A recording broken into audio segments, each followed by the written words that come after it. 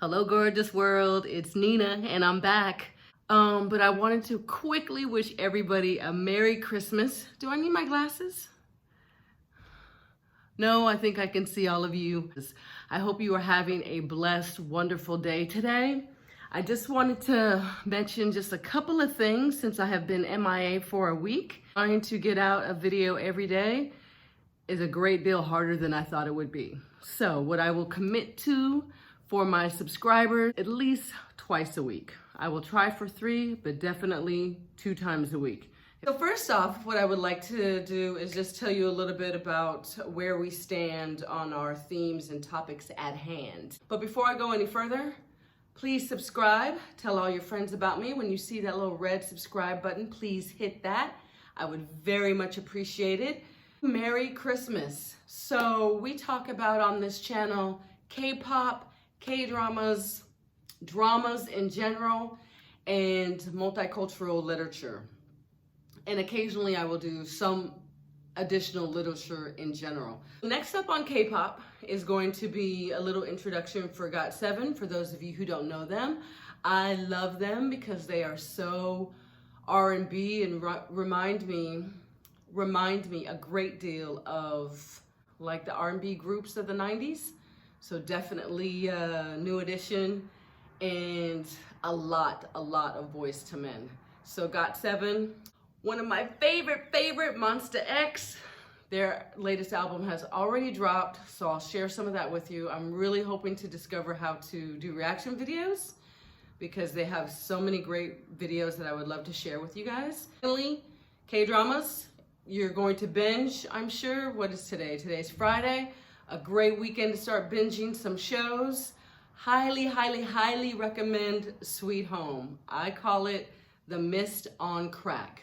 Truly one of the most entertaining dramas I have seen. You can do it in probably a day, but definitely 2 days, and you will not be sorry.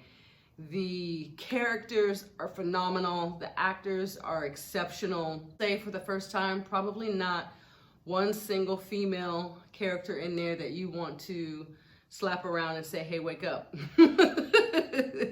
We're being surrounded by monsters. So that is very nice to see.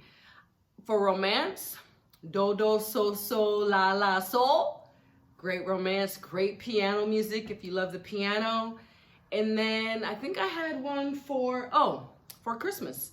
So if you are just feeling Jesus and you want to see more about Jesus and how he came to be, The Young Messiah is also on Netflix, so I highly recommend that as well. Yeah, I hope to go into our next K-drama about Sweet Home and the female versus the very tough chick female that K-dramas seem to do.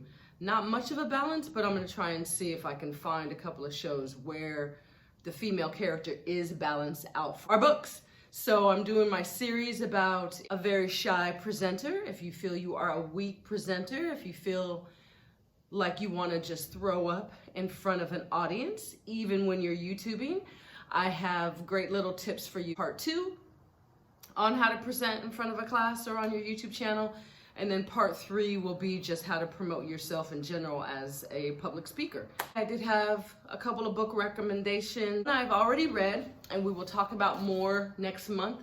It is called The Mountain Sings. It is a story about a young girl and her family, especially as she is surviving or trying to survive the war with grandma during the Vietnam era. And it was a breath of fresh air just because it was a story not about World War II. And I just feel like it's different people, it's a different culture, and it's different survival stories. What remains the same is how really horrendous war is, especially, well, for everyone involved, but when you're a young girl trying to grow up. Yes, so in 1955, Tran and her granddaughter, Hong, are forced by the communists to flee their family's prosperous farm during the land reform in 1955 of Vietnam. Very good book. A book on war is hard for me to say that it's good because it can often be so depressing. and sad. Beautifully written. She is an amazing writer. More into that book next time. But for this time, this is everybody's top pick, top book of the year.